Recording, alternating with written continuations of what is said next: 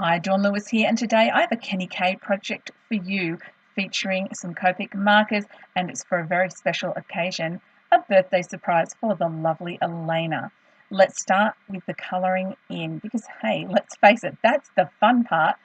All of the colours that I'm using today are listed in the top left-hand corner as I use them.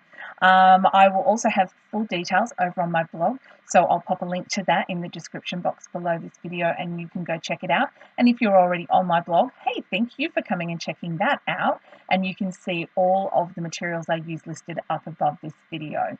So we had this little secret plan. Our DT, design team coordinator, sent us all an email and said, hey, let's surprise Elena for her birthday. So we all picked a colour and went with a rainbow theme. So we all did kind of a monochromatic card. Now, I came really close to colouring this girl's hair in green, but then I thought maybe that's a bit of overkill. So I tried to colour her to look a little bit like Elena with the really dark hair as well.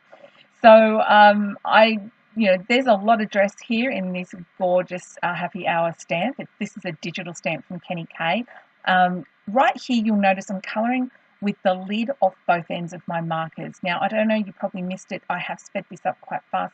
But in that lower right-hand corner of the skirt, a great big glob of ink just came out. The nib got super juicy all of a sudden. And so I just popped the other cap off. It equalised out the air pressure inside the barrel.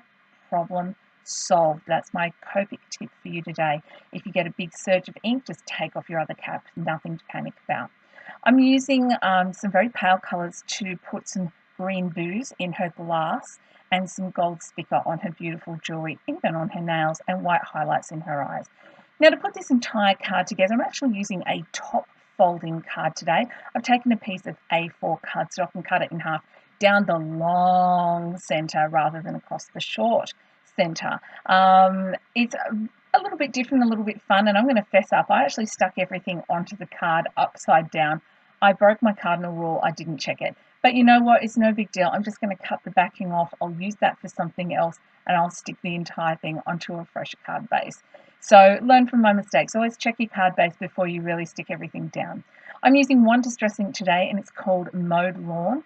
And this is a really fine stencil. I think I got this from Simon Says Stamp. I did, because it's a Simon Says Stamp brand. And because she's got a glass of bubbly, I wanted to create some bubbles on the card.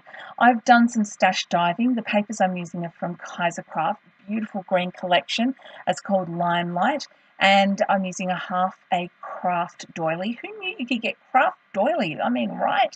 This gorgeous die cut that I'm popping on here, that actually comes from the paper pad. There are some die cuts in the back, which are really cool. In fact, I love adding them to the cards, and I'm going to add another one later. This strip of paper is from a previous project, and I just thought it made a good grounding, and I'm just beefing up the edge with some more Mode Lawn.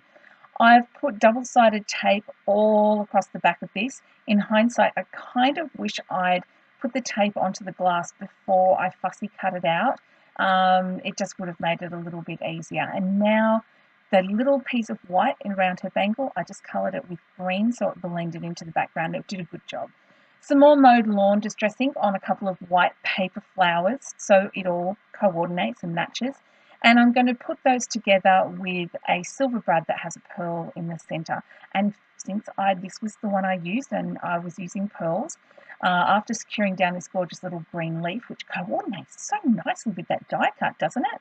I decided that I would add some more pearls, but not before I added my green. Now, this is a Lawn Fawn die cut, so happy birthday to you. Super fine, so beautiful. And I've cut it down. I just curved the little edge on that birth down the Y, and it came up really well. I'm adding some more pearls, including some teeny tiny ones that look like bubbles coming out of her glass of bubbly. How fun is that?